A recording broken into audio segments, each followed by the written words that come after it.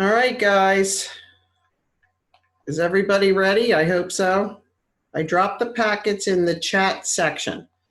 So you guys need to be looking in the chat section of this to identify the packets. Lauren was kind enough to do that for me. So let's start with the buyer packet. The buyer packet starts with the consumer notice. I have to tell you, it's a rare day I've ever heard anyone explain the consumer notice properly. You guys had it in class not that long ago when you were in school, but no one seems to quite get it, so let's go over this again. There are 5 forms of representation anytime anyone enters a real estate transaction. First, listed here on the consumer notice is seller agency. As a seller agent, the licensee and the licensee company work exclusively for the seller landlord and must act in the seller landlord's best interest.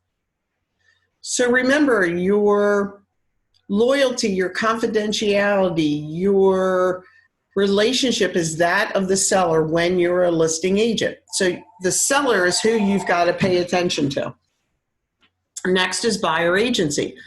As a buyer agent, the licensee and the licensee's company work exclusively for the buyer/tenant. These forms are also designed so you comply with the state notification with your tenant-landlord situations.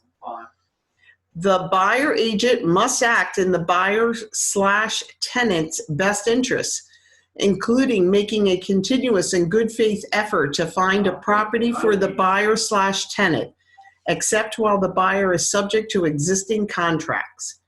So it's important, again, the line is drawn in the sand. Who represents who? There's an agent to represent the seller, and there's an agent to represent the buyer.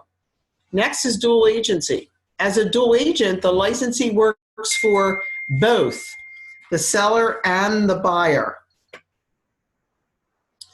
So there are agents, licensed agents in the state of Pennsylvania who do not feel comfortable with dual agency. They feel they can't be fair to both sides, and that's respectful. And oftentimes one agent will go to another and say, I have the possibility of being in a dual agency situation and I'm not comfortable with that. So with a referral fee, the other agent will take over generally the buy side of a transaction. This will often happen, when it does happen, either from an open house or someone who calls off of a sign, and they end up going through the property and deciding they really do like it and they want to move forward. It is completely legal to be a dual agent. It is not a comfort zone for all agents, and that's respected. So if you don't feel comfortable doing dual agency, then choose another agent to work with you. And oftentimes a referral fee comes across because you've handed them a client, and then they will represent the buyer and you will represent the seller separately.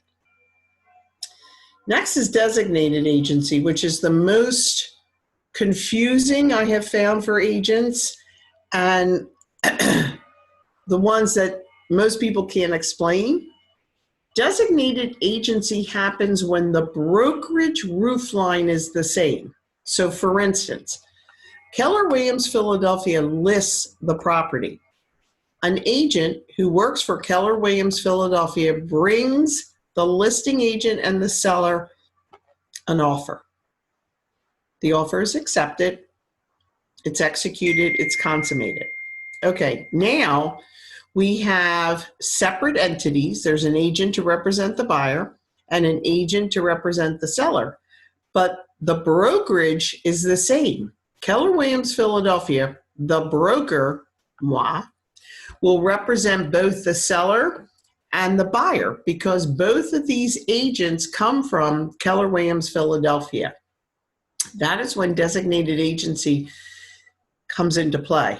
Note, we as a brokerage practice designated agency. That's just a blanket statement for you guys to remember. Next is transactional licensee. which is the fifth form of representation, or the lack thereof, I should say, in this situation. We as a company do not practice transactional licensee. A transactional licensee provides real estate services without having any agency relationship with a customer. They represent no one. All they do is have paper shuffled back and forth and signed. There is no representation. Many large brokerages do not practice this.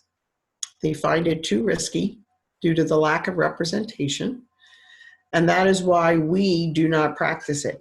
You need to pick a side to whom you're going to represent. There are situations where transactional licensee makes sense, though, and often that is found when seller sells to a seller, seller sells to family. They've banged out the terms, they just don't know how to do the paperwork. We don't do that. Now, we will accept an offer because we, the listing office, are representing our seller. So if a transaction agent brings us an offer, we'll accept that because we have nothing to do with that side. But we as a company do not practice this, therefore we cannot be working for a buy or a sell side under those terms, okay? So you see it goes on to page 2, and it describes negotiations and the real estate disclosure law applies, and escrow and deposit funds. And these are high points that are bullet pointed out there that both buyer and seller need to understand. You need a signature and a printed on each one of these pages. Next, we're going to go over the buyer-tenant agent contract. Excuse me. Please note, on the left-hand side, it talks about the brokerage. So we are Keller Williams, Philadelphia. Our company license number is already in there for you, RB068858. You need to type in our address, our trunking, our main number for our company, who the licensee is, what your state license number is, your cell number, and an email. Who is the buyer? We need the buyer or buyer's email and mailing address and phone numbers. So you may say, why do I have to fill in all these lines? Why is this so important? This is important in case you get run over by a reindeer. If you get run over by a reindeer and I'm left figuring out who is on first and what is on second, without having a mailing address, phone number, and or email to your client, how am I ever going to find them? So these lines are here for reasons, and they really do need to be filled out. So please fill them out in their entirety. The question or the statement says, buyer understands that this buyer agency contract is between the broker and the buyer. Does the buyer have a buyer agency contract with another brokerage, yes or no? So we're hoping for no, but I have on occasions known of a yes. If yes is checked off, there needs to be an explanation, and that just doesn't end with an explanation. That buyer needs to get out of their contractual relationship with their previous buyer agency. They have to reach out to that buyer agent, request a termination of the contract, and I would strongly suggest that same letter goes to the broker, because we can't have two people representing, so we need to get rid of one of them. Starting and ending date of buyer agency contract, also known as the terms. No association or realtor has set or recommended the terms of this contract. Broker/licensee and buyer have discussed and agreed upon the length or term of the contract. Broker may be paid a fee that is a percentage of the purchase price, even though the broker's fee or a portion of it may be paid by seller or listing broker. Broker will continue to represent the interests of the buyer. This contract applies to any property that buyer chooses to purchase during the term of the contract. Buyer will not enter into a buyer agency contract with another broker or licensee that begins before the ending date of this contract. Start date. This contract starts when signed by buyer and broker unless otherwise stated here. The ending date. This contract ends on 11/59 on blank or before. Oftentimes, and often customary to see a 6-month term. Now, that may or may not be acceptable to the buyer, so therefore you'll need to adjust accordingly. There are some buyers who have great fear in signing a buyer agency contract, and they refuse to sign a buyer agency. I don't want to be locked in. I don't want to be married to anybody. Okay.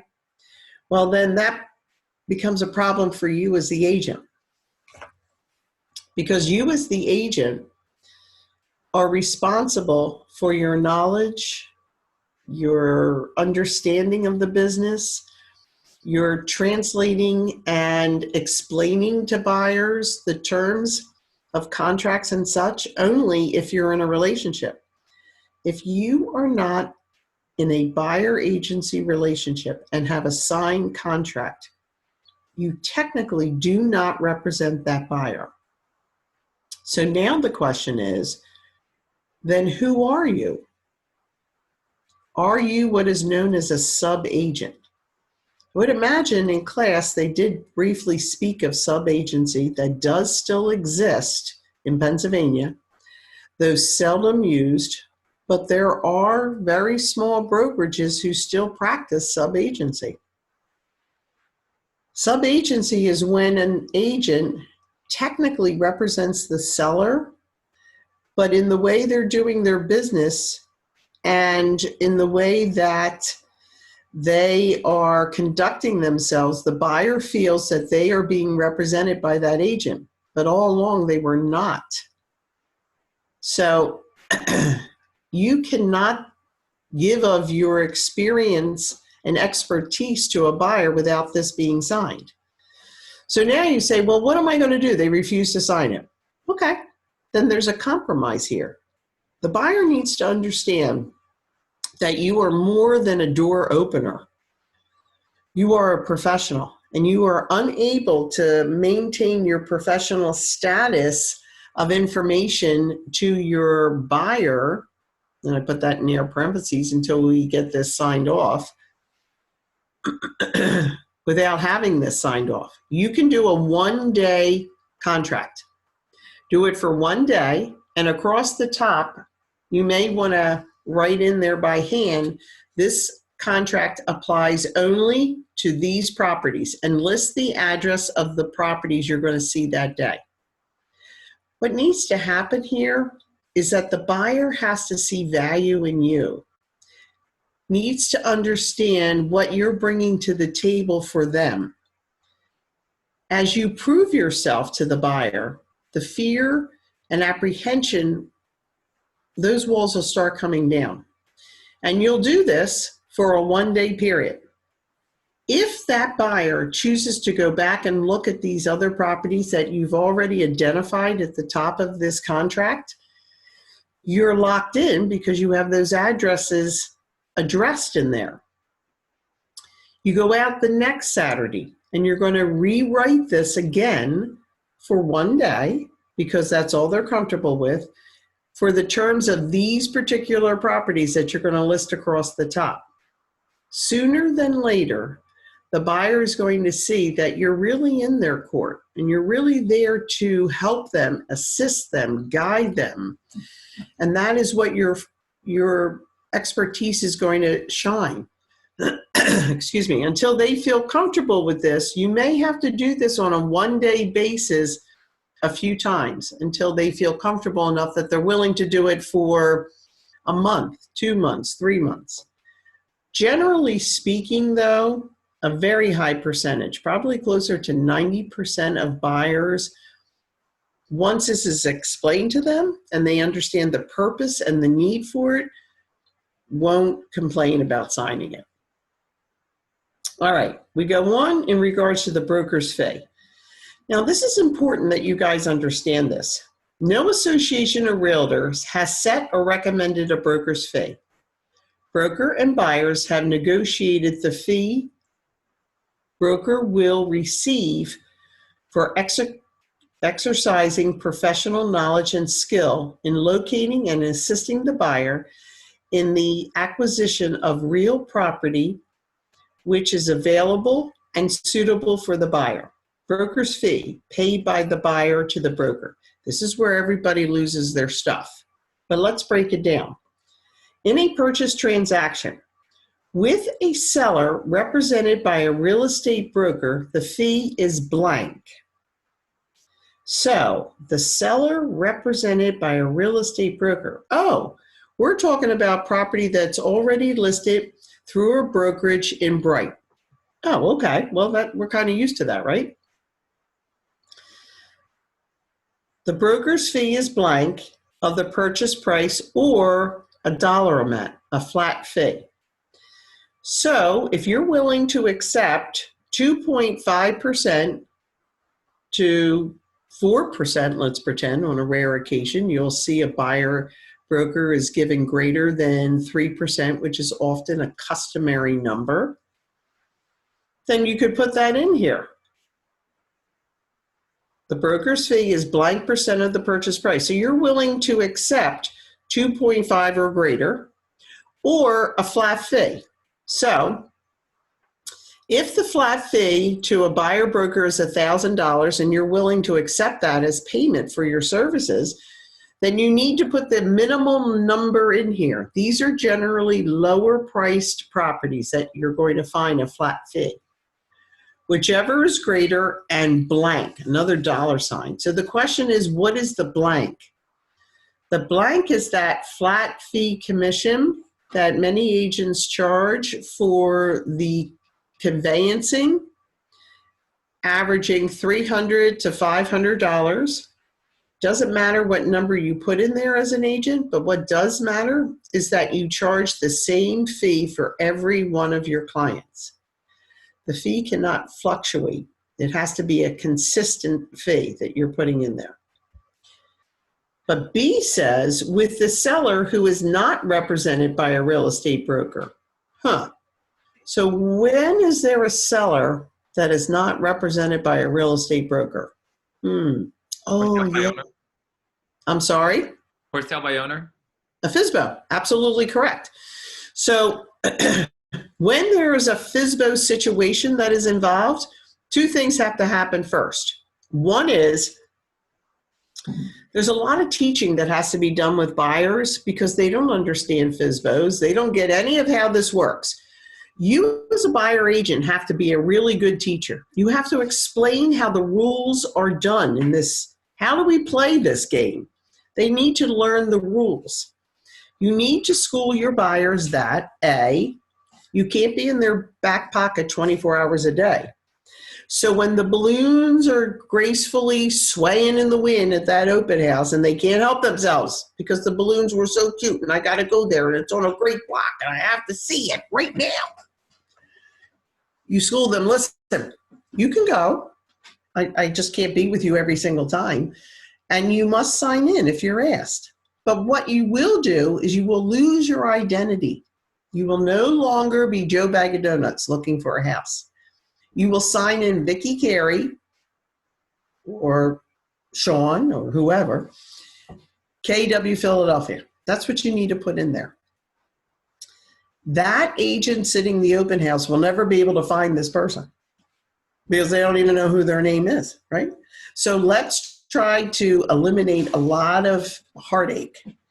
We're going to sign in as the buyer agent, and then that avoids that problem. Same thing when you need to teach them. If they see a for sale by owner that they're interested in, they're never to knock on the door. Never go there, never knock on the door, never speak to that seller.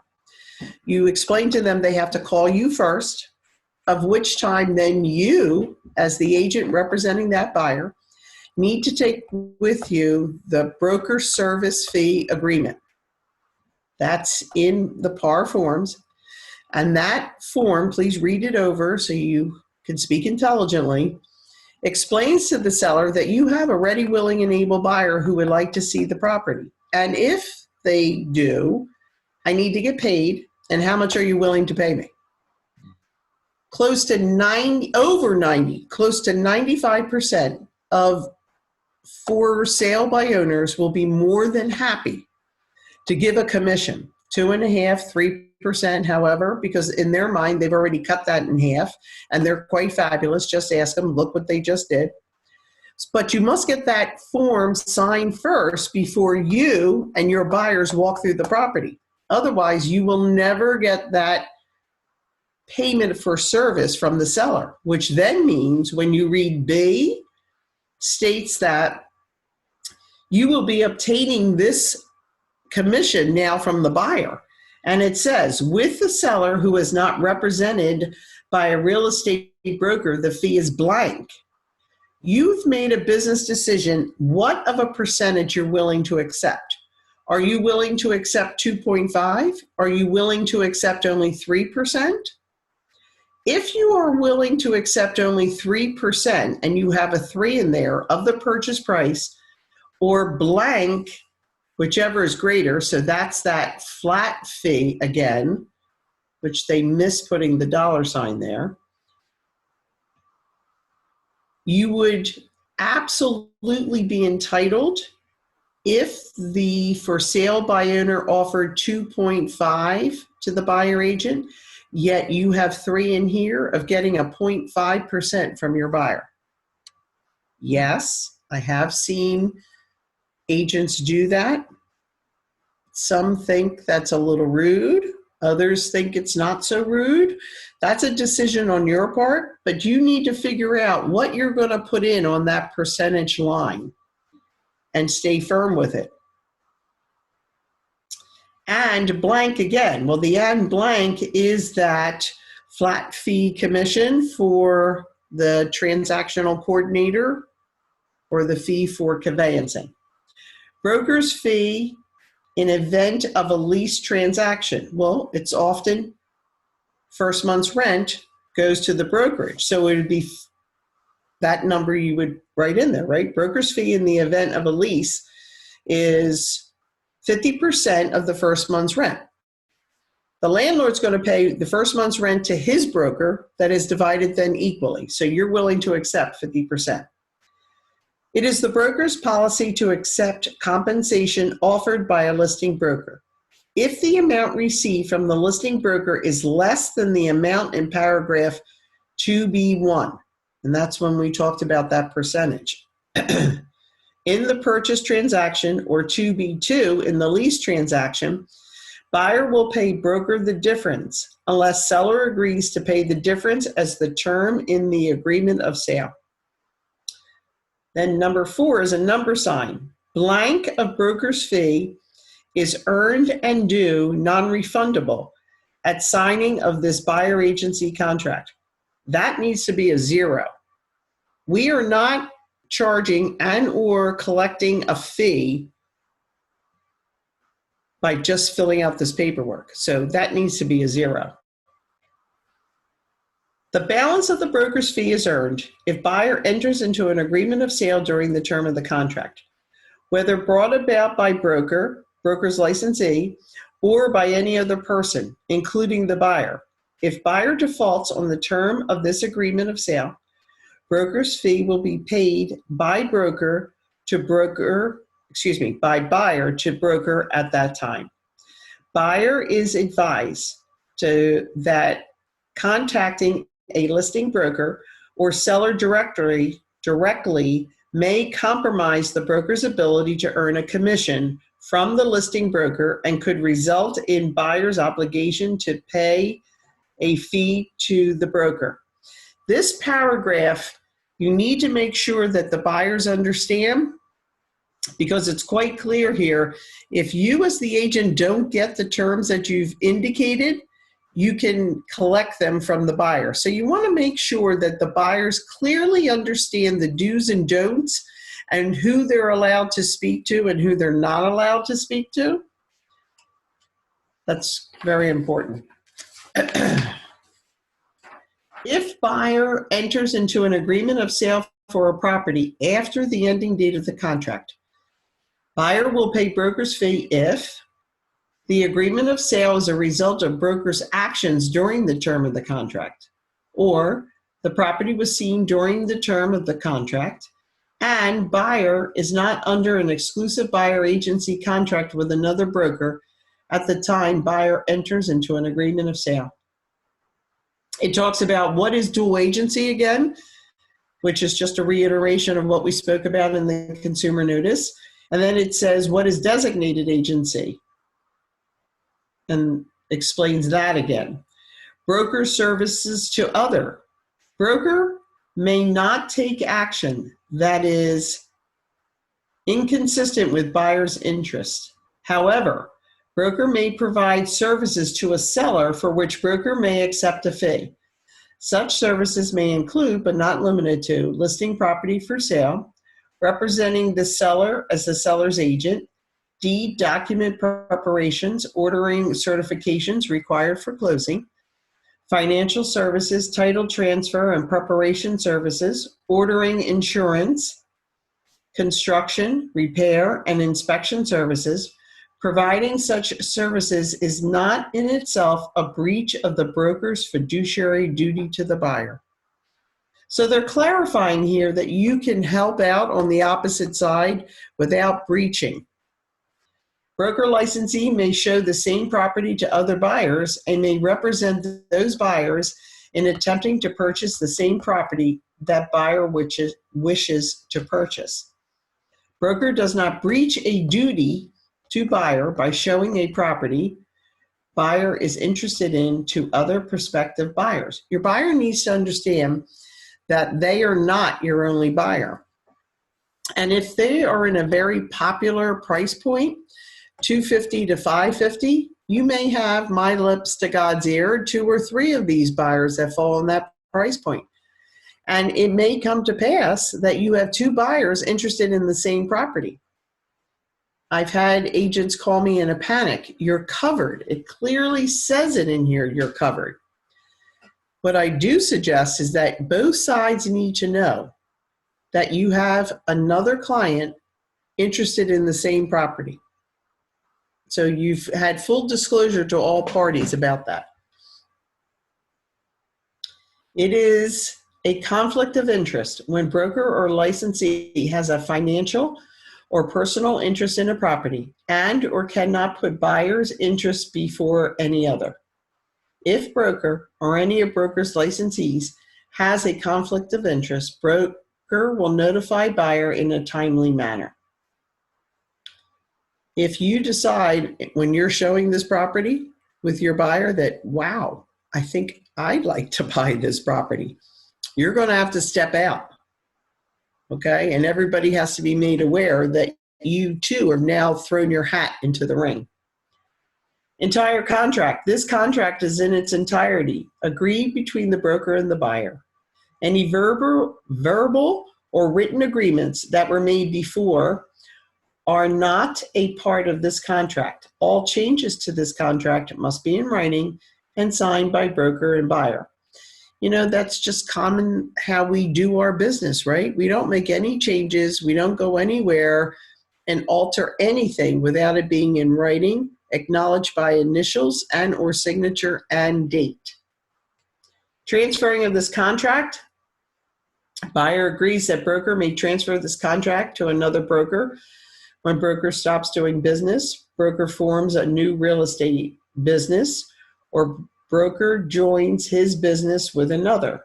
That happens when brokerages buy out another brokerage, when a brokerage combines itself with another brokerage. Broker will notify buyer immediately in writing if broker transfers this contract to another broker. Buyer will follow all requirements of this contract with the new broker. Confidentiality. Unless permitted by buyer or required by law, broker will not acknowledge, reveal, or use any confidential information of the buyer. Buyer understands that seller or seller's representatives might not treat the existence, term, or condition of any offer as confidential unless there is a confidentiality agreement between the buyer and the seller. This paragraph will survive the termination or expiration of this contract. Experience of real estate agents. Pennsylvania real estate agents are required to be licensed by the Commonwealth of Pennsylvania and are obligated to disclose adverse factors about a property that are reasonably apparent to anyone with experience in the marketing of real property. As a real estate agent, we are just as obligated as the seller to disclose no material defects. If we as an agent know of a material defect that a seller has chosen not to disclose, you are held to the same standards and responsibilities as that seller. It's very important you make sure that seller is aware of your responsibilities. If that seller says, I am not disclosing, you need to pick yourself up, gather your papers, and walk away from that listing. In a court of law, you will be found as guilty as that seller for the lack of disclosure. Keep that in mind. If buyer wants financial or legal or any other advice, buyer is encouraged to seek the services of an accountant, lawyer, or other appropriate professional. Deposit monies. Broker will keep or will give to the listing broker who will keep all deposit monies that broker licensee receives in an escrow account as required by the real estate licensing laws and regulations until the sale is complete or the agreement is terminated, or the terms of a prior written agreement between buyer and seller have been met. Buyer and seller may name a non-licensee as an escrow holder, in which case the escrow holder will be bound by the terms of the escrow agreement, not by the Real Estate Licensing Registration Act. Buyer agrees that the person keeping the deposit monies may wait to deposit any uncashed checks that is provided as deposit money until the seller has accepted an offer. Not seen quite as much today, but it was customary for a check to go across to the seller's agent as good faith. What this is saying is that check is held in purgatory, nothing's done with it, until we have an executed, consummated agreement of sale. At that time, then the check will then be deposited into the escrow account. If an agreement of sale is terminated prior to settlement and there is no dispute over the entitlement of deposit monies, a written agreement signed by both parties is evidence that there is no dispute regarding the deposit monies.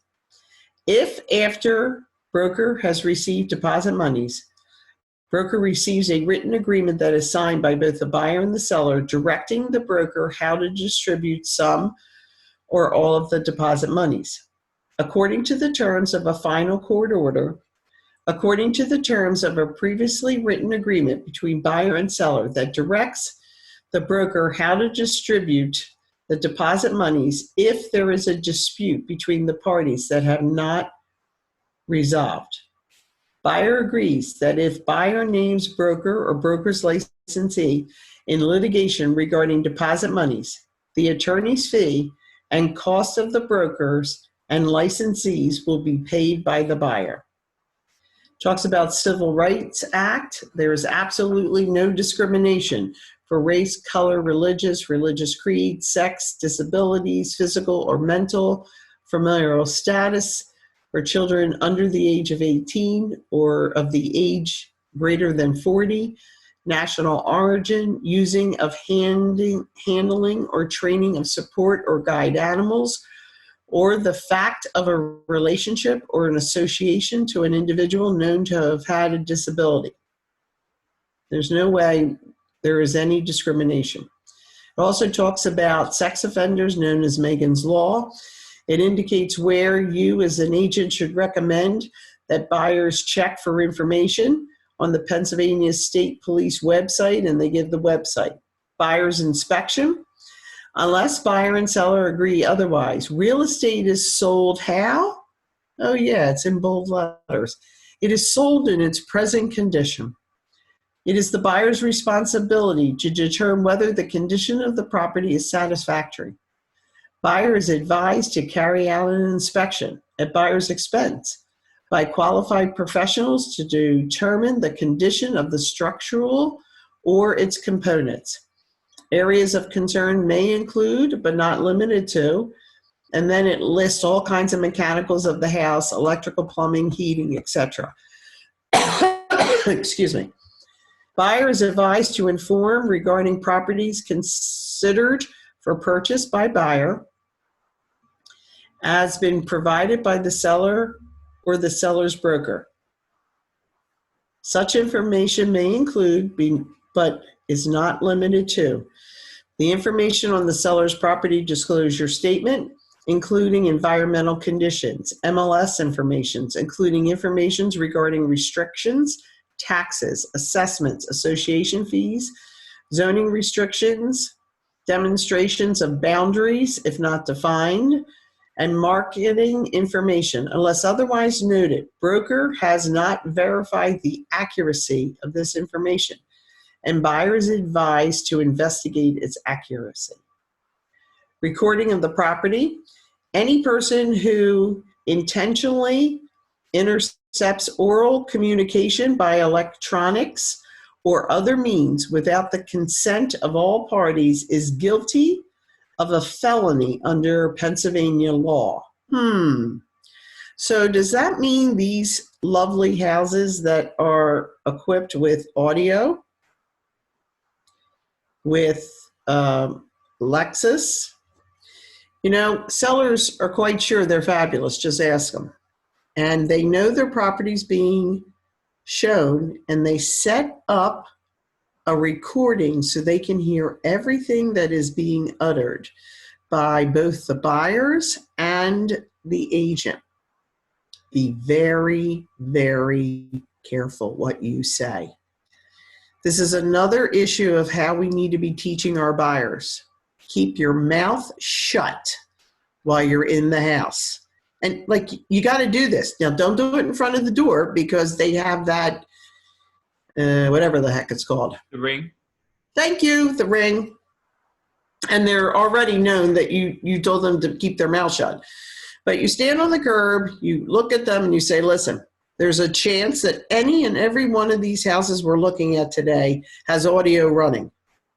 Let's keep our mouth shut. Let's not discuss we like, don't like, it smells, it's this, it's that. Be quiet, walk through, we'll leave the property and we'll discuss it out on the curb, or we'll discuss it when we get in the car, okay? Because these things can play nasty to all of us.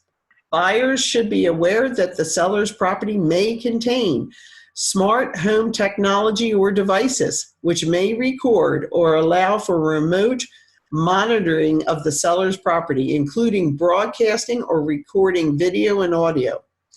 Buyers should be aware that any discussions, including the discussions of negotiating strategies, that's huge. Mm-hmm. Huge. Now we've spilled all the beans to everybody. Mm-hmm. Held on the property may not be confidential.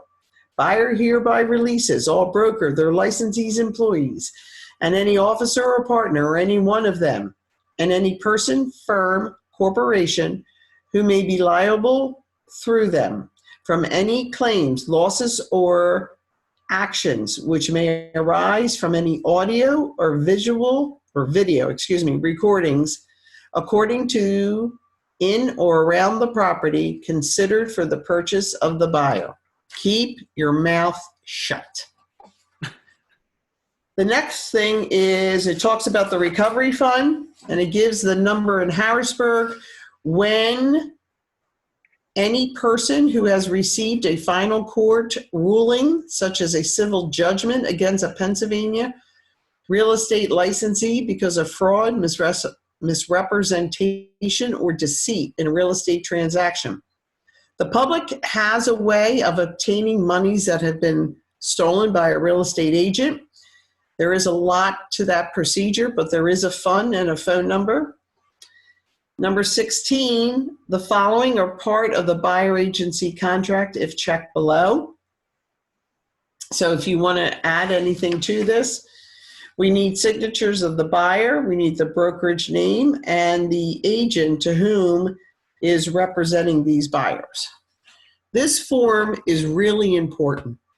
More times than not, buyers are going to sign it and not ask questions. But you as an agent really need to understand, digest, and be able to regurgitate the answers to the questions regarding this. This is what's keeping you to get paid. This is what's allowing you to perform your professional duties. It's a binding contract between you and that buyer. Next in the, excuse me, is the standard agreement of sale, of which we're not even going to get near. Excuse me, because we all know that that's a 6-hour class and we don't have that. Excuse me.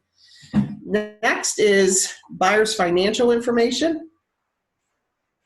The BFI is not a mandatory piece of paper. But I will tell you this. Excuse me. I'm going to have to get a cough drop. Hang in here.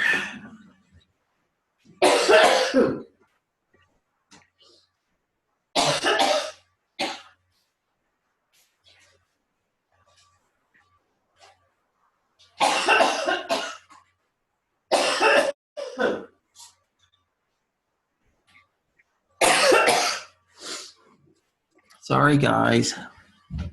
Okay. Many sellers, on the advice of their listing agents, will not entertain an offer without a BFI. So you're like, what is the big deal about a BFI? Here's the big deal. Turn to page 2 of the BFI. The last paragraph on line 101, buyer expressly authorizes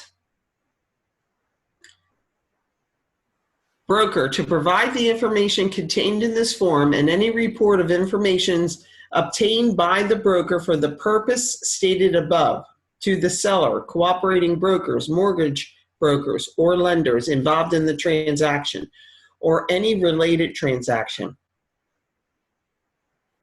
Buyer understands that broker has no control over the use of any of the information after it is disclosed to a third party. Buyer agrees to release and hold broker harmless from any and all liabilities for any misuse or subsequent disclosure by any third party of the information or report disclosed by the broker pursuant to the terms of this authorization. It also indicates that buyer further understands that the information may be provided to a lender in conjunction with the placement of a mortgage loan. Buyer acknowledges the failure to provide truthful and correct information may result in forfeiture of any deposit monies of the buyer. That paragraph also first starts with, buyer affirms that the above information is true and correct. By the signature of the buyer on the bottom, they're confirming that they have given true and accurate information. In a court of law, these forms are brought to the surface repetitively over and over. And if a buyer has performed fraud or misrepresentation within the information given in this BFI, that can be used against them in a court of law. So if in the BFI, it says the buyer has $10,000 in police and fire credit union, but you look at that and you go, okay, they got 10 grand. But then you look at the estimate of closing costs that came from the loan institution, and it says they need $15,000 to close. Wait a minute. The BFI says they have 10, and the bank's telling me they need 15. How does that work? Oh, well, that's when you have to pick up the telephone. As a listing agent, you have to pick up your phone. You have to reach out to that agent representing the buyer and ask questions. You need to speak to the loan officer. Ask questions. Say, Mr. Loan Officer, I got an estimate of closing from you that says Jack and Jill need 15,000, but on their BFI they tell me that they have 10. Have you researched their assets? Question mark. Oh, he said, well, I did. He said, they're supposed to get gift money. Oh, it doesn't indicate that here. As the paperwork shows, this buyer is short to close. They're short $5,000. How can we make this work if I'm short money? You actually have to read these things. I know everybody's in a hurry. Hurry up, sign it, sign it. Well, we need to read before we sign, because what we're signing could be a heartache, and never make any commission off of it because we can't get it to go anywhere because we never really had a ready, willing, and able buyer, did we? Okay? Take the time to do your due diligence. That is your responsibility representing a seller, is to do the very best you can to assure to your seller that we have a ready, willing, and able buyer. You know, Vicki, actually, I had a scenario when I first started at the condo shops where there was a young couple that was going to buy a condo. It was $740,000. They were going to pay it by cash. So on their BFI, so I was representing the buyers. On the BFI, it actually listed that they had the money. But the thing is, it wasn't under their name. It was under their parents' names. So they really didn't have it, even though they listed that they had it. So my buyer ended up getting it because they actually had the money. So wow. Yeah. Even though they listed that they had it, it's not really theirs, or it was in a fund that needed mommy and daddy to approve it. Right. So again, you have to do homework. You got to ask questions. You've got to be newsy. It's okay to be newsy. There's nothing wrong with that. Okay. Next, we're going to look at, should be the mold disclosure waiver. My recommendation is when you're filling out your paperwork for your buyer agency, go ahead and get this filled out. You may or may not need it, but if you need it, you already have it filled out. If you don't need it, it just disappears. Next is the TRID, or the affiliated business disclosure for domestic relations. Domestic relations started way back in '97 when Governor Ridge passed into law that anytime anyone enters a real estate transaction in the state of Pennsylvania, their name, address, date of birth, and social security number are run through the system to confirm that they are not in arrears of child support. If a buyer or seller is in rear of child support, A, as a buyer, you can't get a mortgage until that's paid off. And B, as a seller, any proceeds that you have will be paying that off at closing. It is a lined item on an ALTA and or the settlement sheet, the HUD. So for sure, we're all going to know about it. So might as well spill the beans now. Business relationships, Go Abstract, Andy Mac, Finance of America, Garden State, and Home Warranties of America. These are all subsidiaries in that we're in a business relationship with Keller Williams Philadelphia. For a seller, the only thing that they may engage in is a home warranty. So that's the only thing that applies really to them. Next. Excuse me.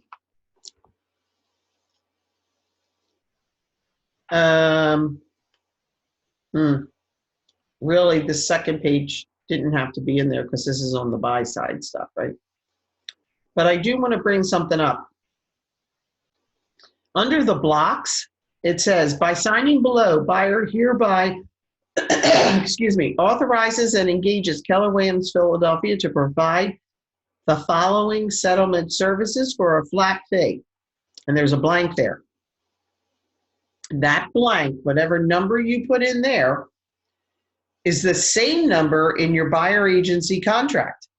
If you customarily charge everybody $350 for your conveyancing, that number needs to be put on this line also to match your buyer agency contract. Okay, let's keep things consistent. And you need signatures here from everybody, but that was actually a buyer's form. All right, next we see a deposit money notice. This is something you're going to get that's going to come with the package when you represent the seller. Generally speaking, it's very clear. It says listing broker, broker for the seller. That would be us, to whom is going to be holding the money with signatures on it. We also have one of our forms here, Philadelphia smoke detector, carbon monoxide. I believe it was in 2010. It was passed into law that carbon monoxide detectors have to be within 15 feet of entrance of any sleeping space. So if we use as an example the standard 2-story, 3-bedroom, 1-bath home in South Philly, the question is, how many smoke detectors do we need? Well, we clearly need one on the second floor, right? Because that's where the 3 bedrooms are. One smoke detector, excuse me, will meet the stretch of the 15 feet as indicated. You're going to want one by the combustible. So is that a boiler system in the basement? Is it a hot air system that uses a combustible of either gas or oil? And then I ask a question. If a property is all electric, do you need a carbon monoxide detector? Does anybody have an answer to that?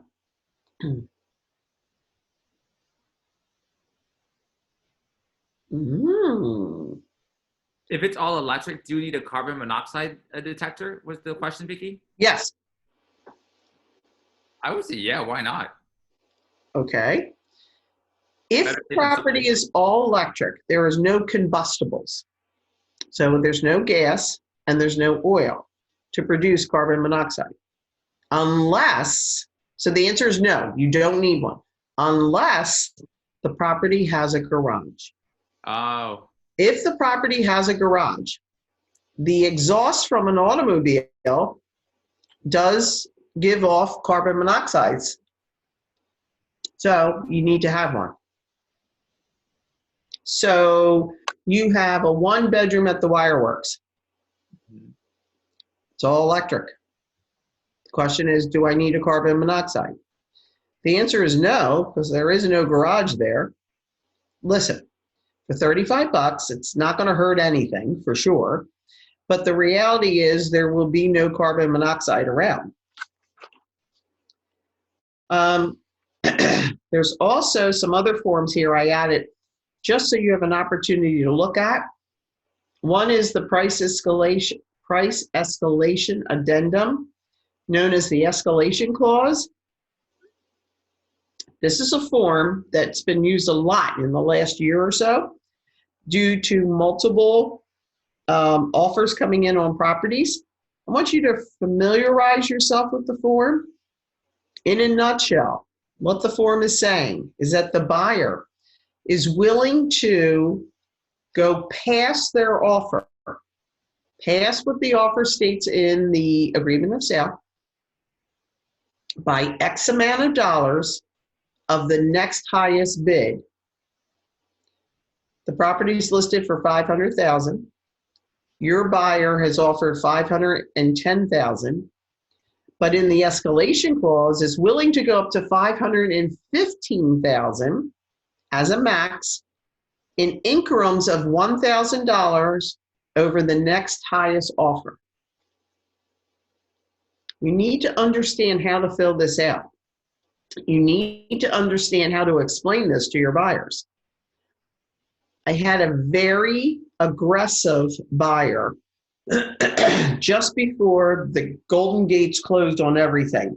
So I guess like 5 weeks ago.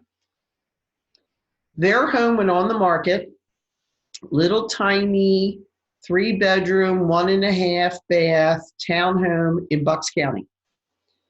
I had 30 people through the open house, realized this was out of control, went home Sunday night, put in bright that all offers will be accepted by 5 p.m. on Wednesday. I gave everybody time because I knew I was going to get flooded.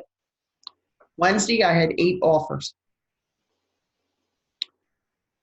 We took the offer that was asking price, no inspections, with an escalation clause. But we didn't have to execute the escalation clause, but it was there. So my then sellers got an opportunity to see how all this would flow with so many offers, and we took each one and we worked through them. Now it's their time to change the hat from a seller hat to a buyer hat.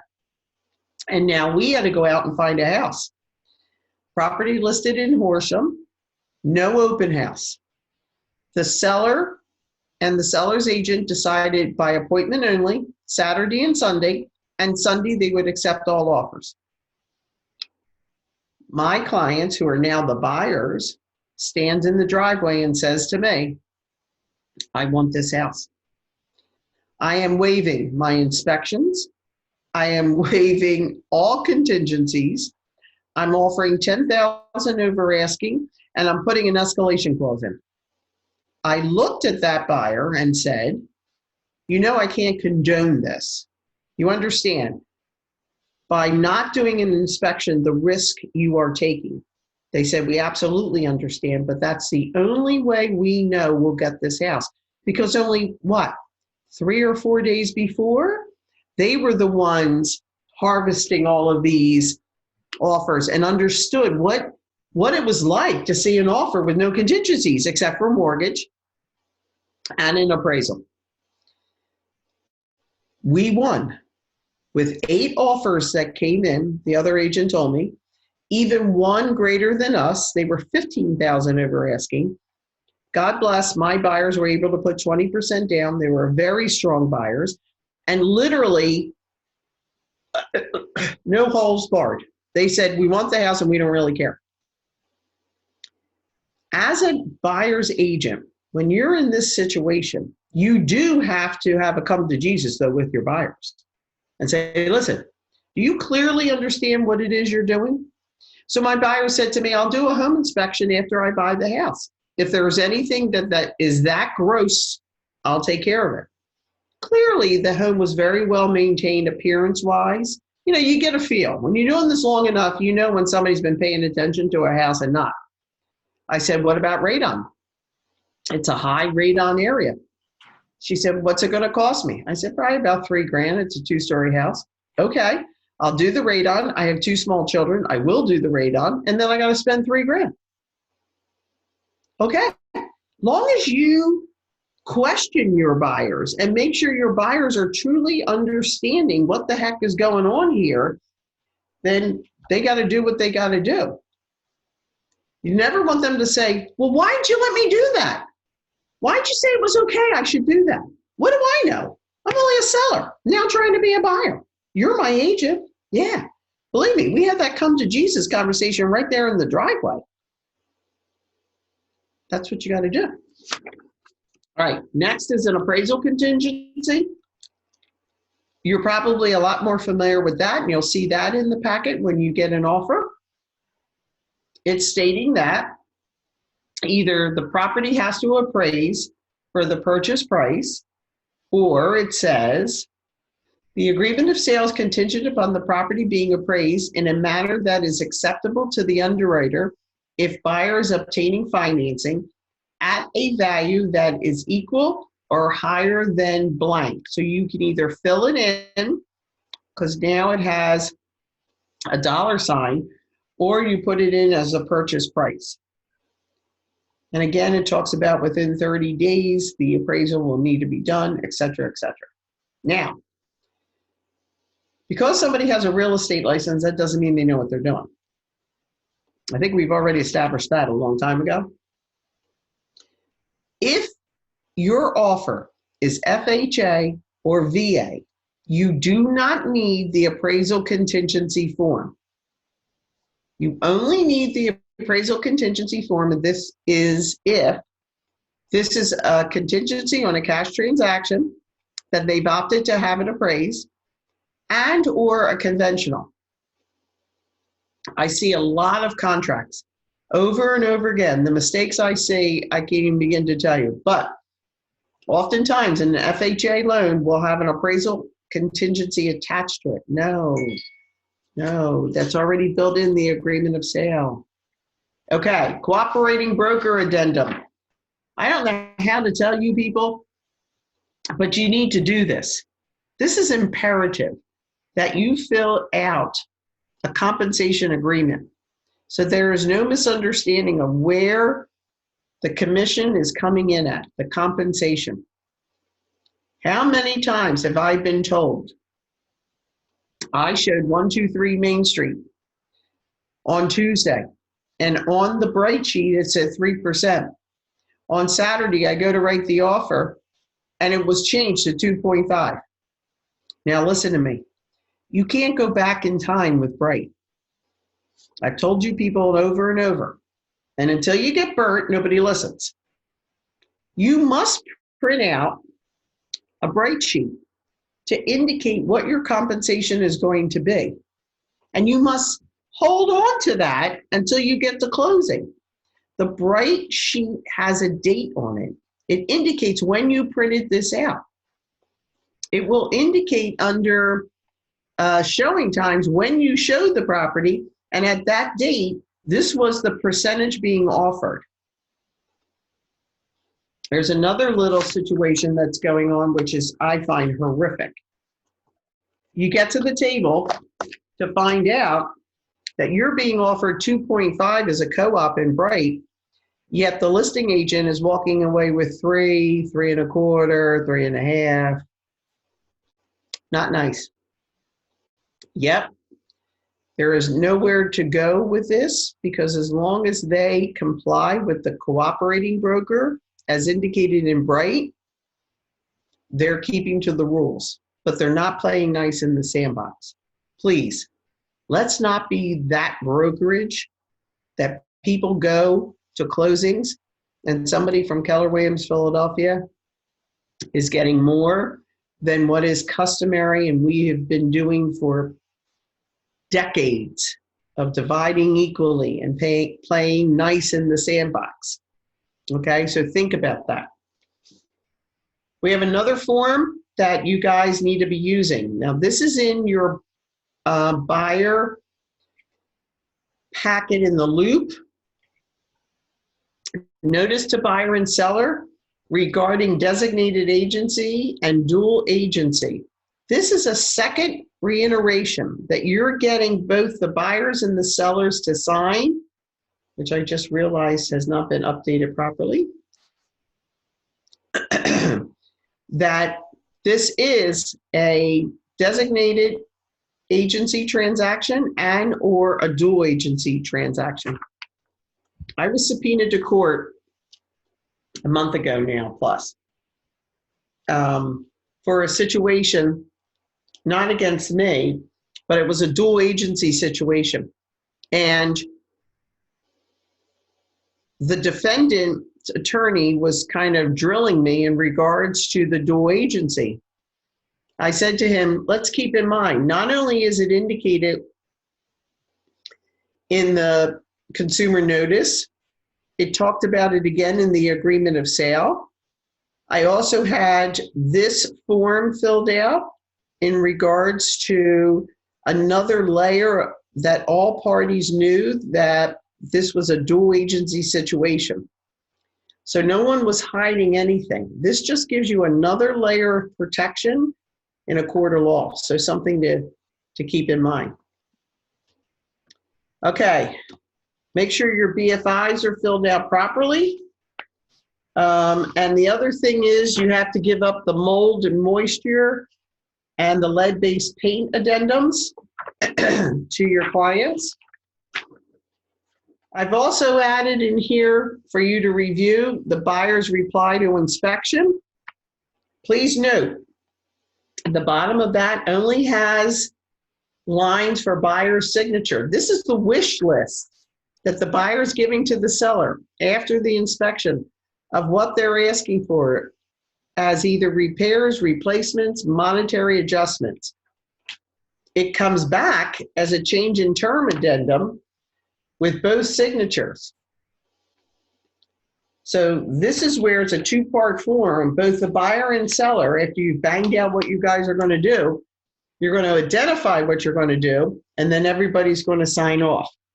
Another form that is not used as much as it should be, and I'm strongly suggesting you guys start using this, is the pre-settlement walkthrough form. This is in our PAR. You need to use this. There is so much, I didn't see, I didn't know, I thought you did, I didn't, she did. What do you mean? I don't understand. You need to have this form filled out and signed by your buyers and sellers that at the time of the walkthrough, the property was in the condition it was supposed to be in. And if there are discrepancies, you have to identify what they are and how they're going to be handled, okay?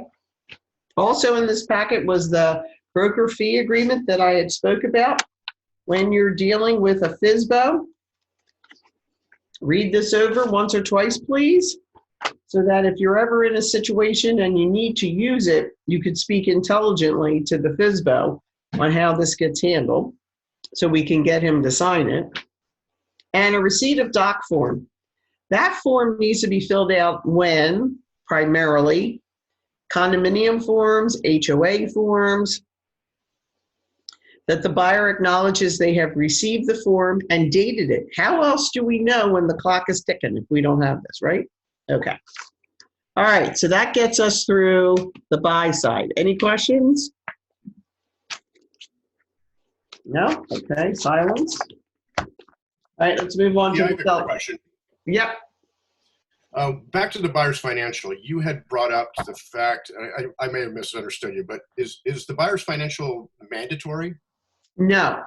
All right, I thought I heard you correctly. And another thing with the buyer's financial, when you're filling the buyer's financial out, and I'm just going by kind of my past, and if my buyer has, tons more money than is needed, I don't really want to show my whole hand either. Is that correct? That is correct.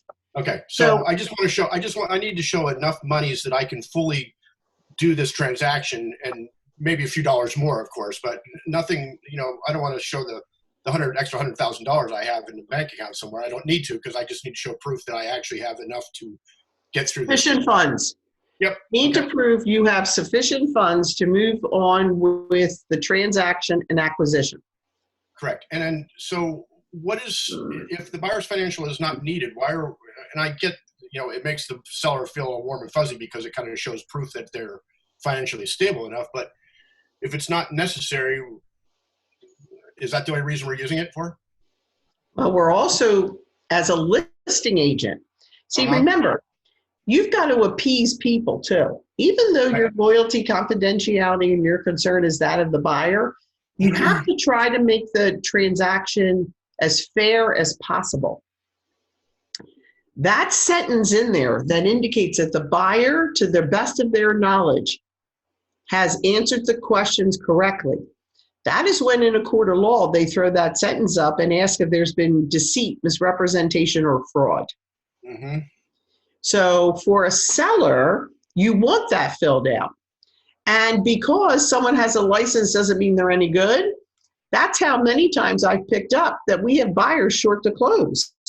Because I'm looking at the BFI, they have 10,000, yet the estimate of closing from the loan officer says they need 15. Right. Wait a minute, something's wrong here, right? It's a big puzzle. We're constantly putting pieces together, and you need this extra information. When you have a listing agent who is hell-bent for election, that they have a BFI, I have to be honest, I don't know why we argue with them. Give them what the hell they want. You're not disclosing all the deep, dark secrets. You're not talking that they owned an island in the Caribbean. They have a $10 million condo in New York. No, No, we're not doing any of that. We're just disclosing that they have sufficient funds to purchase this property either in cash and or if it's financed, then we also have the backing of the pre-approval.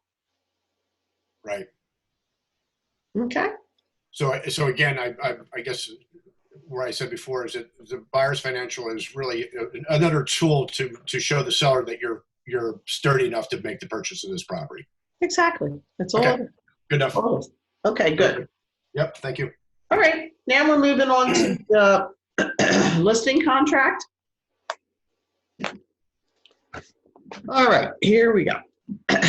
There's a lot of similarities actually in the listing contract as there is in the buyer agency contract. A lot of the things cross-reference over. And so the beginning is very much the same. Who is the brokerage? Where are they? What's their phone number? Who is the licensee? The cell number, their email. All of the sellers involved in the transaction must be named.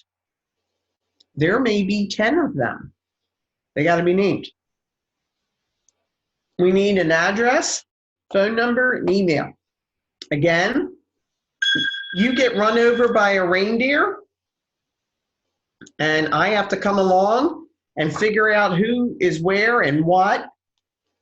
I need this information, so please fill it out.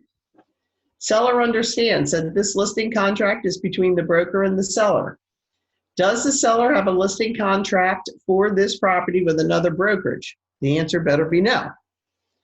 Now we talk about the property. The address. Is it in the city, borough, or township? Is it what county? The school district? That is imperative that you get that correct.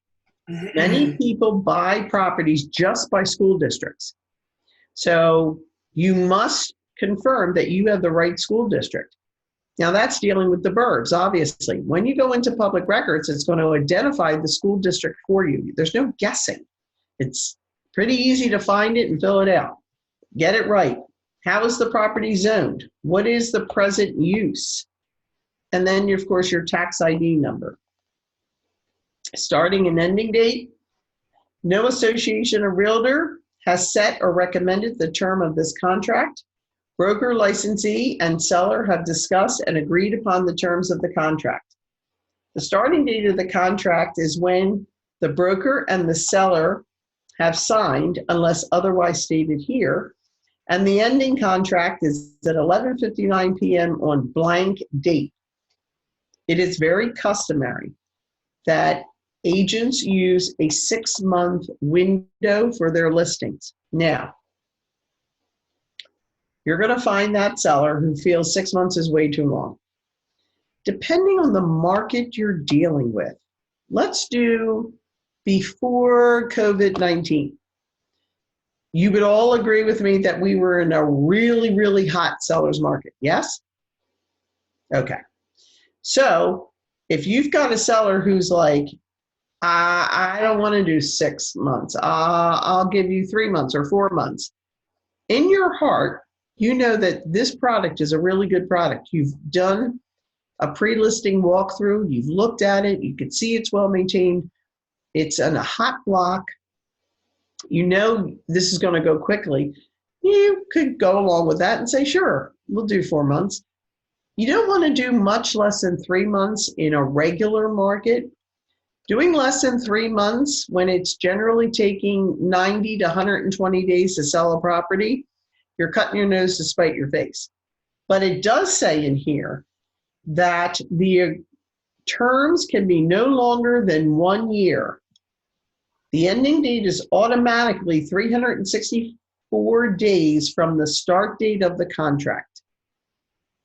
Okay, so we cannot list anything greater than, excuse me, 364 days. Again, it talks about dual agency. What is it? Talks about designated agency again. Talks about the broker's fee. No association or realtor has set or recommended the broker's fee. Broker and seller have negotiated the fee that seller will pay broker. Broker's fee is blank percent and of the sales price, or you'll note the next line has a dollar sign, whichever is greater. Now, the dollar sign is a flat fee commission. As a brokerage, we'd like to see a property under $75,000 list price to be listed somewhere on a flat fee of $4,200 to $4,400. Now remember, that's being divided up. So that's giving the co-op 42 would be, oh my God, I just went blank. 2,100, right? Yeah, 2,100. So 2,100 would go to the co-op. When you're working with investors who are looking at properties that are on the lower spectrum, you'll note all kinds of crazy stuff in bright as far as compensation. And there are those who do a percentage for the lower end properties. If you stop and do the math, some of these compensations are $600, $800. You know, you need to inform your sellers that they're cutting their nose to spite their face. There are a lot of agents who won't even bother showing that. Why bother? I'm not making any money on this. So for those reasons, to assist the seller and making it a fair playing field for themselves, we do have a minimum fee that we are looking for. 42, I think it's 4,200, okay? It goes on to say, on line 46, there's a dollar sign. Blank of broker's fee is earned, due, non-refundable. That's that same thing that was identified in the buyer agency packet, that has to be a 0. We are not dealing with that. Seller will pay the balance of the broker's fee if property or any ownership interest in it is sold or exchanged during the term of the contract by broker, broker's licensee, seller, or any other person or broker at the listed price or any price acceptable to the seller. What's important in that sentence is seller, the word seller. Even if the seller calls you on the phone and said, the girl who does my hair just said to me she was looking for a house, and I told her I just put mine on the market and she wants to come look at it. So you call up the hairdresser, you go out, sure enough, she wants it. Now your seller says to you, wait a minute, as they're signing the agreement of sale and agreed to the terms with the hairdresser and her. Why do I have to pay you a commission since I found them? Well, there is more to the sale of a property than putting the sign on the lawn, clearly. But you can show them right there what they had signed. It even said if the seller finds the buyer, the broker still gets paid. A ready, willing, and able buyer is found during the terms of the contract by the broker or by anyone, including the seller. A willing buyer is one who will pay the list price or more for the property, or one who has submitted an offer acceptable to the seller, or negotiations that are pending at the end date of this contract resulting in a sale. A seller signs an agreement of sale, then refuses to sell the property. Or if the seller is unable to sell the property because of failing to do all the things required of the seller in the agreement of sale as a seller's default. Or the property or any part of it is taken by any government for public use known as eminent domain, in which case seller will pay from the money paid by the government, or the sale occurs after the ending date of the contract. The sale occurs within blank days of the ending date. Oftentimes people would put 30 or 60 days in there. What that means in English is if this property had been shown within 30 or 60 days, depending on what was in there, of the expiration of the listing. Within that time, After that, so it now expires, the house was shown to Nancy and Joe. Within 30 or 60 days after the expiration, Nancy and Joe come back. Nancy and Joe come back right to the seller and purchase it. Somehow you find out about that. If you can prove Nancy and Joe saw the property while it was listed with you and then came back after the expiration within the time frame indicated here on line 61, you're entitled to a commission. So the number 30 or 60 is often put in there. The buyer has shown or negotiated to buy the property during the term of the contract, and the property is not listed under an exclusive right to sell contract with another broker at the time of the sale. If the sale occurs, balances of broker's fee will be paid upon delivery of the deed or other evidence of transfer of title or interest. If the property is transferred by an installment contract, balance of broker's fee will be paid upon the execution of the installment contract. Let me just take this opportunity to say this right now. There are those realtors who really dabble where they don't belong. We are not attorneys. In contracts known as lease to own, I will often get phone calls. How do I structure this? Well, you don't structure it. That is why there is no paperwork for this by PAR. PAR offers no paperwork for a lease to own property.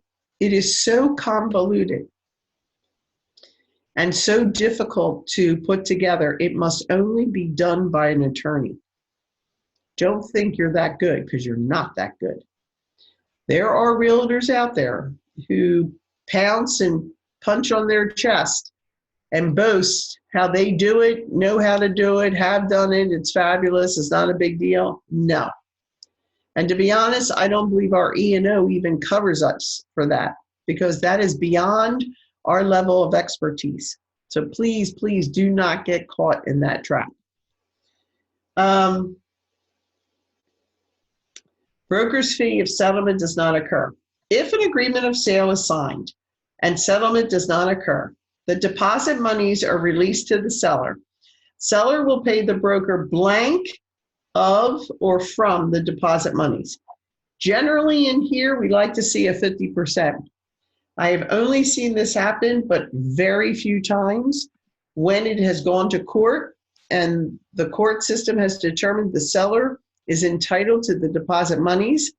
That deposit money needs to be split with the house, with the brokerage. So 50% needs to be put in here, okay? Excuse me. Cooperation with other brokerages. Licensees have explained brokers' company's policy about cooperating with other brokers. Brokers and seller agree that the broker will pay from broker's fee a fee to another broker who procures a buyer, is a member of the multiple listing system, and who, A, represents the seller as a sub-agent. We need to put a 0 here, because we do not need to be getting caught in that sub-agency clouded place.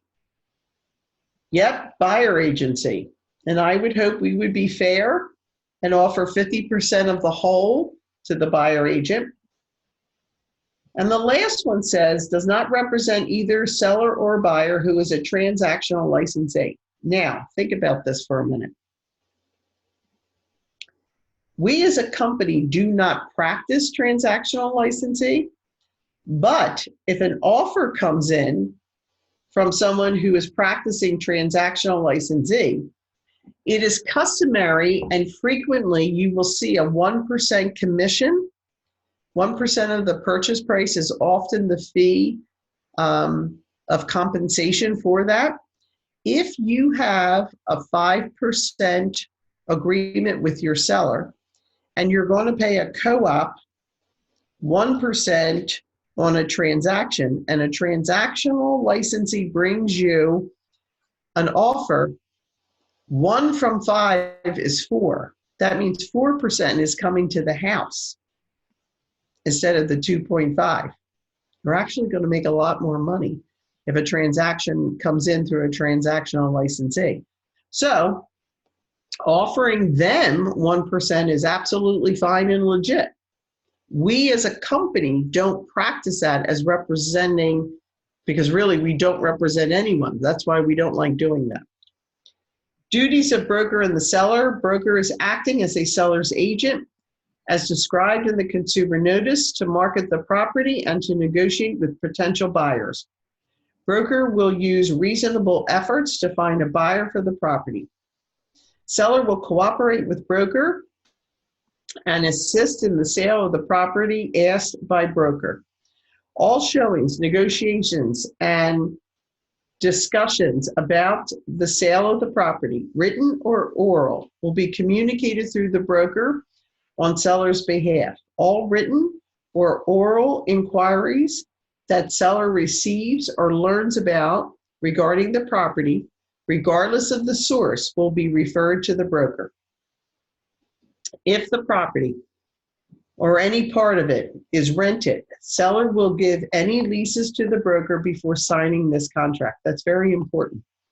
For some reason, I own investment properties, but I don't understand. There are investors who do not want to give up leases. I don't get it. You need to get these leases. You need to see what the term of these leases are. It is legal for a 3-year verbal lease in Pennsylvania.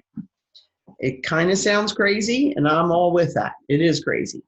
But with that said, we'll talk about that here. If you're going to list a property that is leased and there is a verbal lease, do your best to get the owner landlord to put a lease together month to month if needed, just so you have something to turn over to the co-op when they're asking for these leases.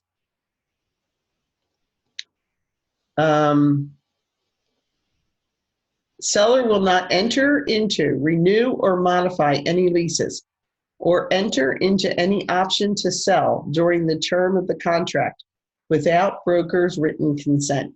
Broker service to the buyer. Broker may provide services to the buyer for which the broker may accept a fee. Such services may include, but not limited to, document preparation, ordering certifications required for closing, financial services, title transfer and preparation of services, ordering insurance, construction, repair, or inspection services. Broker is not responsible for damage. Seller agrees that broker and broker's licensees are not responsible for any damage to the property or any loss or theft of personal goods from the property, unless such damage, loss, or theft is solely or directly caused by the broker or the broker's licensee. I've been doing this a long time. Probably 15 years ago, I did an open house on a teeny tiny little house on Darien Street. You can't even drive a car down the street. You have to walk it. It's like a little path. And I had 18 people come through this house. I even had a student with me. And it was the winter time. And people were upstairs, downstairs, in the basement, outside. They were all over. We left, we closed up, we shut all the lights, we locked the door. I get a call from the seller, and she says to me, Vic, I'm calling about the open house. I said, oh, yeah. I said, I was waiting at 5 o'clock to call you. I said, oh, I started talking. You know, we did pretty good. We had 18 people. She said, no. Where's my laptop?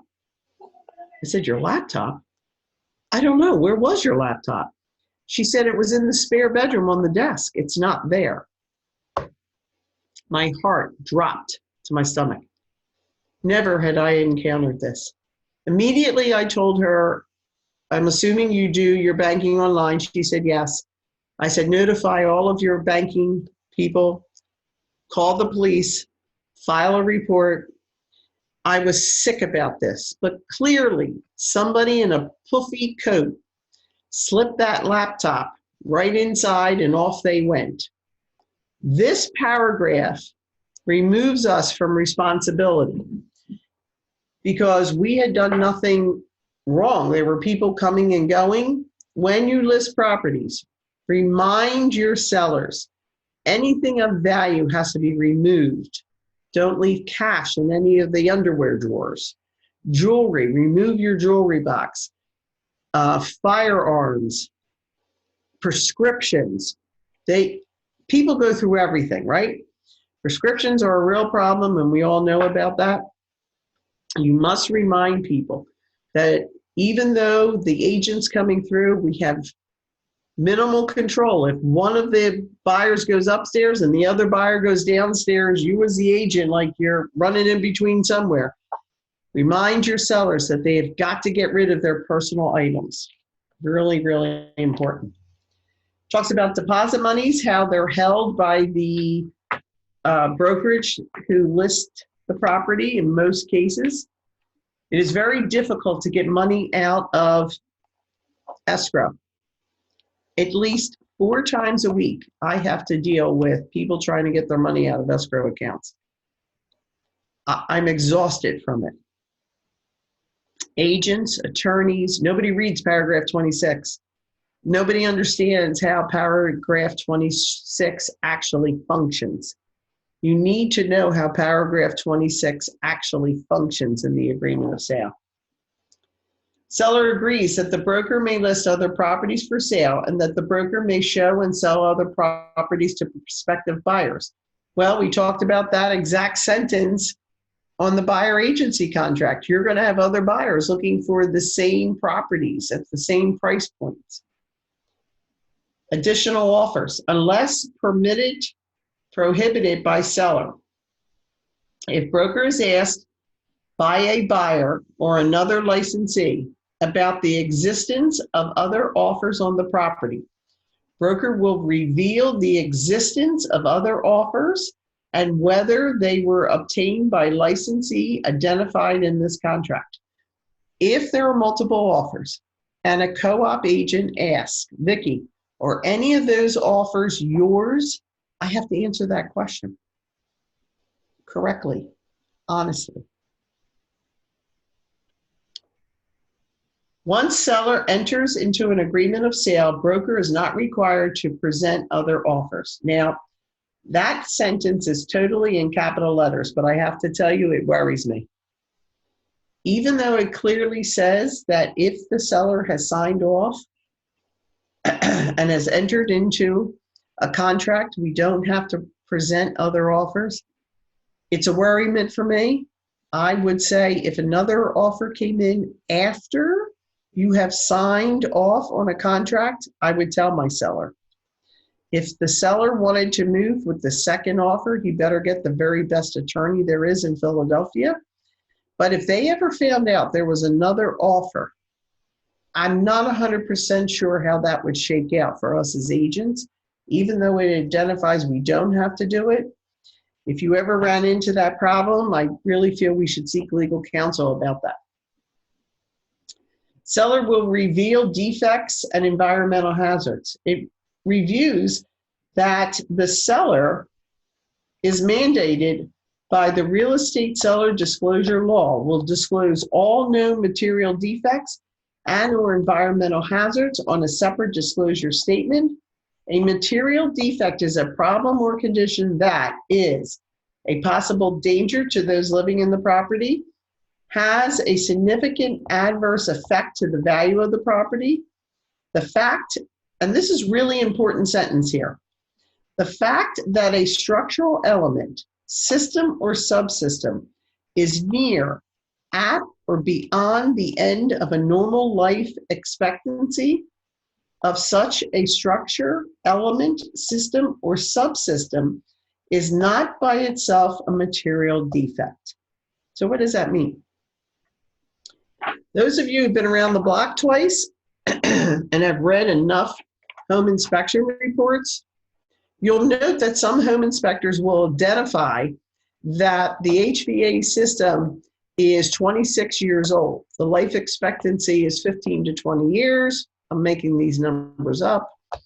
So that the life expectancy of the HVAC system is beyond and is in need of replacement. But note, it did respond to controls. It did respond to everything it was asked to do. If the HVAC system is responding as it should be, but is older than it customarily lives to, does not make it a defect. So when the buyer comes back and says, listen, it's old, it's 26 years old, I need a new one? No, that's not how that goes. It's not a deficiency, it's just old. Take me, for instance. I still have a few things that I can bring to the table here. So I'm not a deficiency. I'm old, but not a deficiency. It goes on to say, if the property was built before 1978, we must give the buyers EPA pamphlets entitled Protect Your Family from Lead in the Home.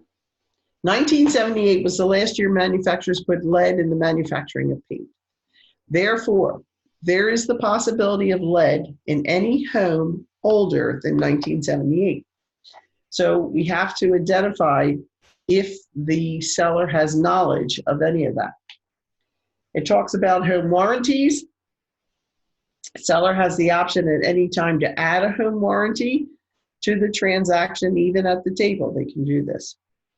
It talks again about recording on the property. Seller understands that potential buyers viewing the property may engage in photography, videography, video telephone on the property. Seller shall remove any items of personal nature seller does not wish to have photographed or recorded, such as family photos. Important or confidential paperwork, including any information relating to the listing or communication with the brokerage or licensee, and all other personal identifiable information, such as birth date, social security numbers, telephone numbers, etc. If any of you have gotten any accreditations, there is an accreditation known as staging professional, accredited staging professional. It's a 2-day course. Well, at least it was when I took it. And one of the parts of that that really stuck with me is removing as much personal as you can in a home. And it's really important because people can't help themselves. They can't help but look at all the cute little pictures on the wall. And then all of a sudden, they recognize somebody. And then they recognize somebody that either brings a smile to their face or there's a whole different mindset. They then realize the seller is the brother of their sister's ex-fiance. You think I'm making this up? I'm not making this up. This stuff becomes a real problem. You want that buyer to walk in that house and to mentally and visually put themselves in here. You want to remove those sellers as much as possible. I always highly recommend, I like to do my listings in 2 parts. I like to preview the property and make suggestions, then go back and do my research on value.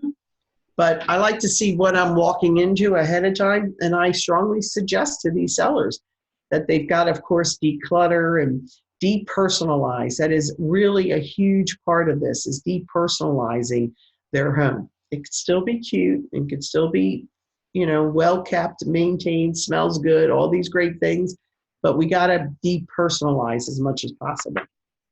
So again, we have to school our sellers about, you know, people have audio in their home that buyers have to worry about. Well, the same thing's going to happen in return. These buyers, how many buyers, you all know this, what I'm about to say. Quick, get the camera out. Woo, their phone. I got to show my mom this one. Oh my gosh, isn't this so cute? Yeah, guess what? All of that goes God knows where. So your sellers have got to be schooled that this is going to happen. Not maybe, it is going to happen. So let's remove everything that is pertinent and personal to you. It goes on to talk again about the recovery fund, which we spoke about before, about discrimination, transferring of this contract.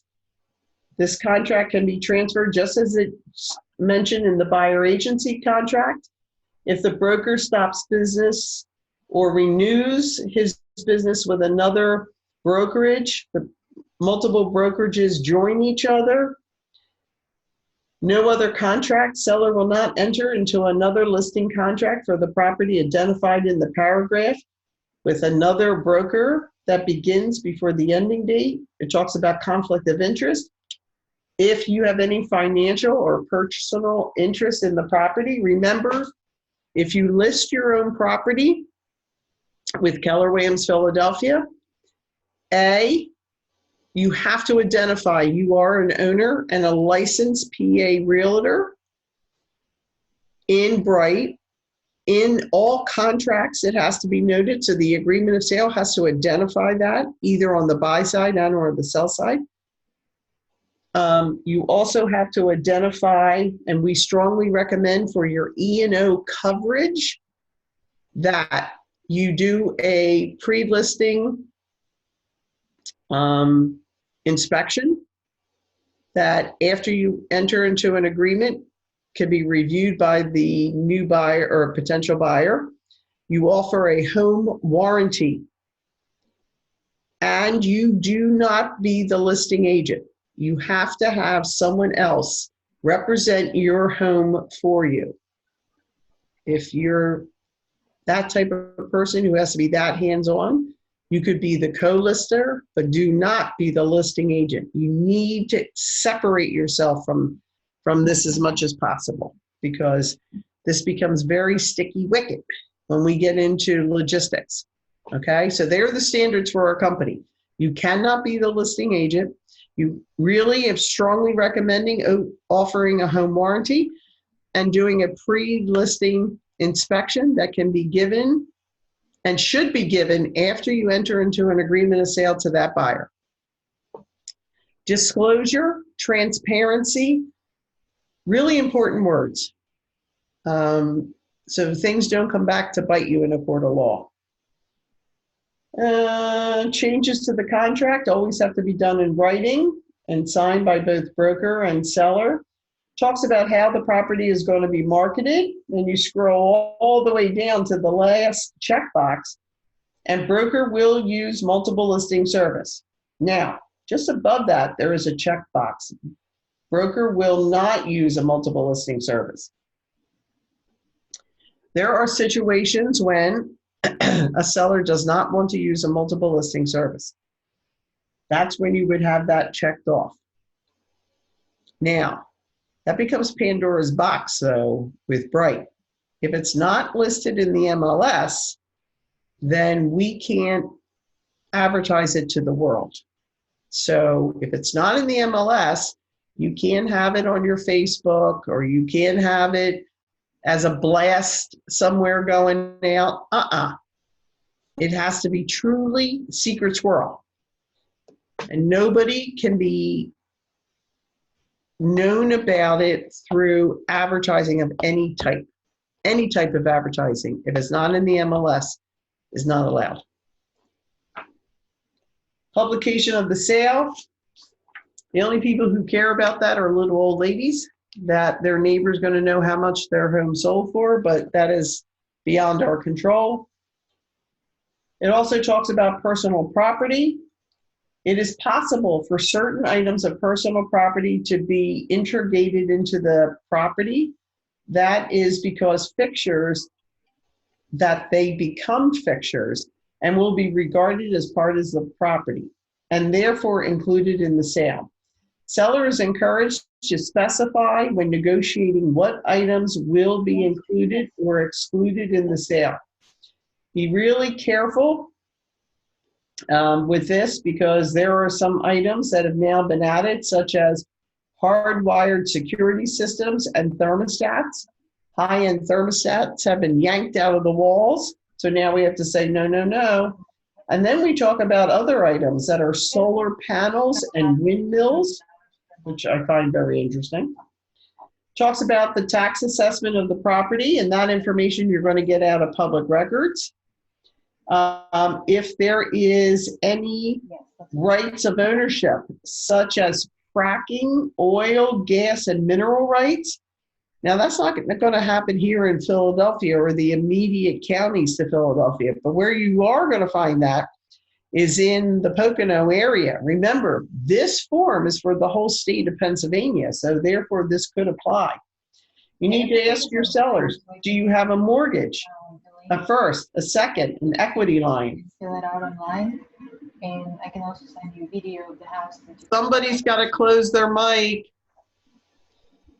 You got to ask the seller if they have any judgments, past due taxes, federal liens, etc. What type of financing is the seller willing to take on this property? Cash, conventional, FHA, VA. For your newer agents, there are requirements for an FHA and VA mortgages that you may not be attuned to. So safety issues are probably the biggest thing. Any peeling, chipping paint makes FHA, VA lose their mind. So there may be repairs that have to be done and the property isn't qualified to obtain an FHA or VA mortgage. So these kind of things you need to think about if you're listing a property that is maybe not quite up to snuff. All right, so we get everybody to sign off initial. Do we need to add any special clauses, such as, is this listing contract on a vacant property or vacant land? Because there's a separate vacant land addendum that also has to be filled out. Short sale addendum. Is this property going to be a short sale? And there's all kinds of contingencies that go with that. The next thing you're going to see is the consumer notice, which is identical to the consumer notice we went over. Vicki, I have a quick question for you. Yes. You were just going over the listing contract, is that correct? Yes. Is there a spot for the typical $350 conveyance fee on that one as well?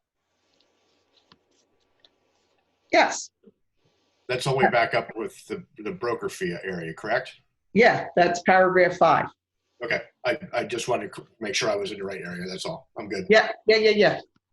Okay, thank you. There's also listing for rent contract. Now, this is a new one for this year. So if you're listing a property that is landlord owned and you have tenants in there, there's a whole new listing contract for that. So you may want to refresh yourself on that and make sure you've got all that taken care of. Seller's property disclosure statement. I got to tell you, the amount of these I see, I just shudder. I really do. First off, as a buyer's agent, you need to read these cover to cover, all 10 pages. You need to make sure every question has been answered on this. Was a question not answered because it was accidentally missed?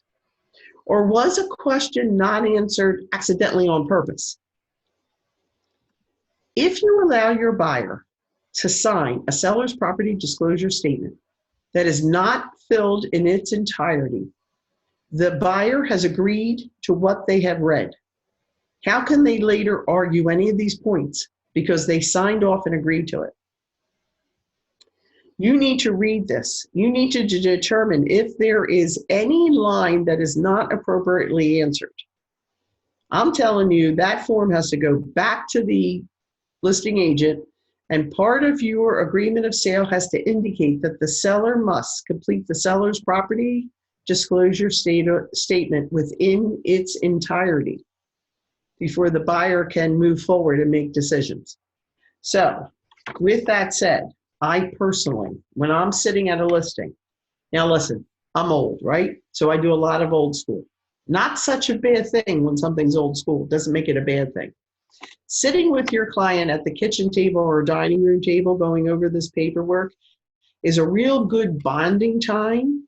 Oh yeah, it's probably going to eat an extra hour of your life, but this is something that these people remember.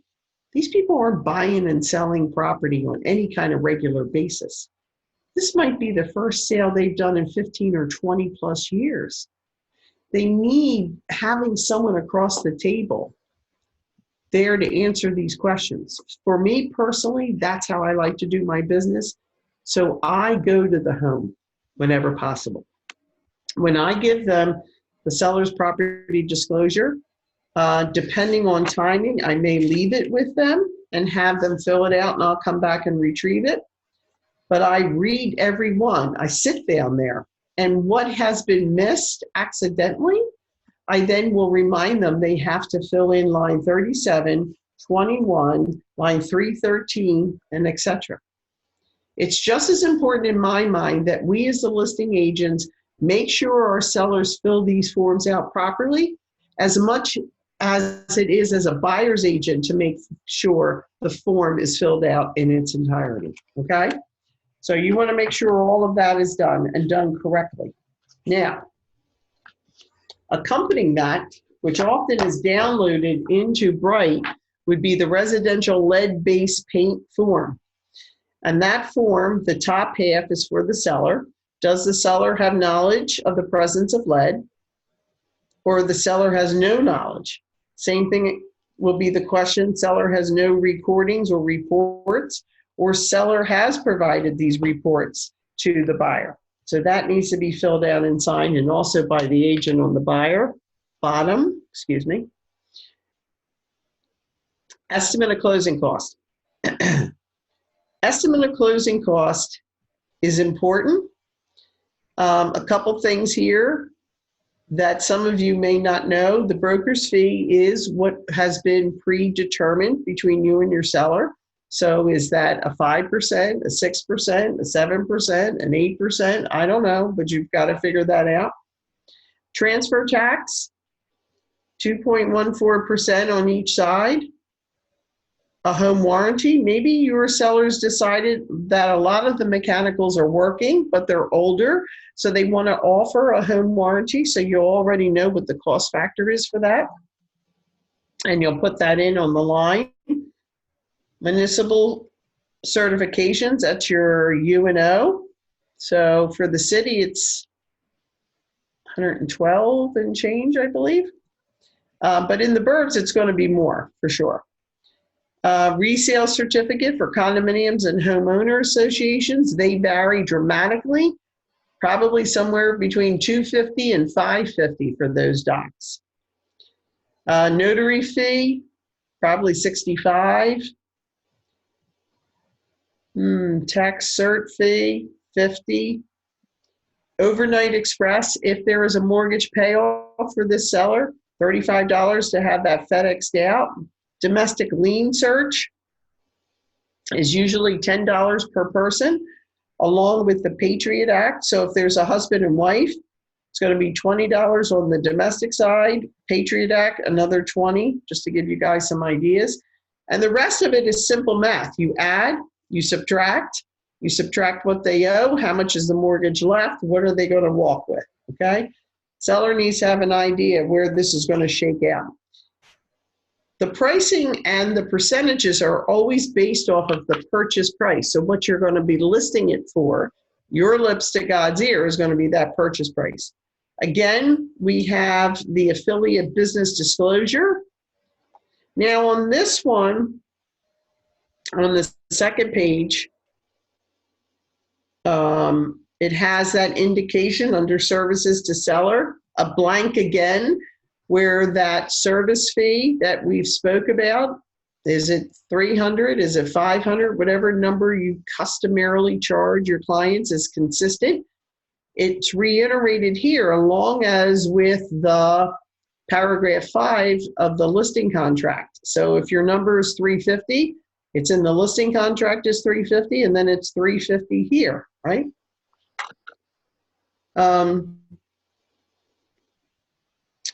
You're going to have your seller sign off an initial so they understand what that 350 is going to do. It's ordering the use and occupancy. It's reviewing title, coordinating settlements, ordering tax, water, sewer, condo, homeowner documents, preparing the HUD or the ALTA, ordering mortgage payoffs. We need to know who their mortgage company is, an address, phone number, and account number. Now you're at their dining room table, you tell them, go get me that statement that you get every month, or the little coupon book. So you can look on there and find the customer service number and address, etc. Okay, important stuff. Locks box.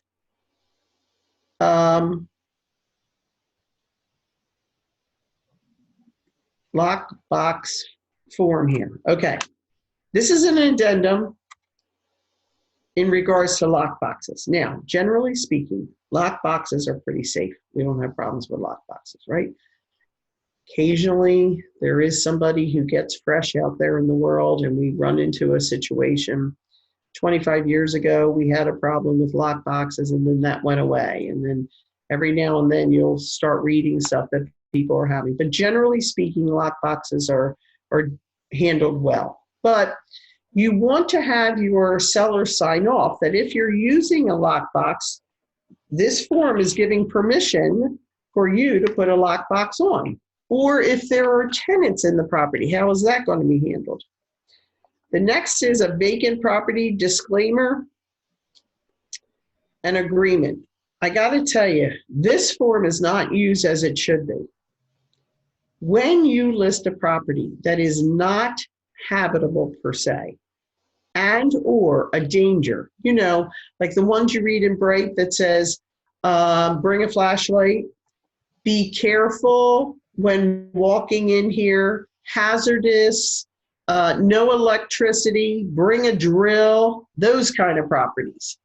When you are going to list a property like that, this form is huge in protecting us in regards to litigation. When you put this in Bright, this is not going to be a go and show. This property, that buyer has to reach out to you. Listing agents, stop being so lazy. Take some responsibility here. They're going to reach out to you because that's the only way they can make accessibility, not through showing time. This disclaimer has to go out, has to be signed by the buyer agent and the potential buyer before they go through. Once you get this form back, then you can give them the availability of how to enter into the property. But this is huge liability. We need this filled out in these type of dangerous properties. It's a real due diligence for us. Next is a seasonal addendum. Primarily, this is used as the winter approaches when you have listed properties that are vacant. If the seller has not tapped the water and shut it off and drained all the lines, there is a strong possibility that pipes can break. If you are responsible for a vacant property, you must maintain that the heat is on. So you have to actually physically check the property. And God forbid, this is an old property with an old boiler and oil tank that doesn't have an automatic shutoff on the boiler system. If the oil tank runs dry, it will destroy the boiler system. Now we're in a real pickle. So you have to make sure there is enough oil in that tank at all times. Find out if there's an automatic drop. You need to ask questions. You know, homes are living creatures. They just don't function on their own. Somebody has to supervise.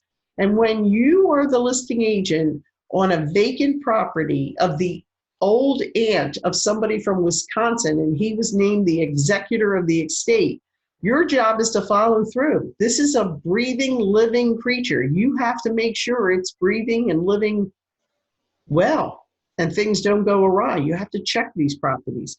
So this seasonal addendum notifies buyers of certain conditions and advance work that should be done, such as perhaps draining lines and etc., keeping heat on.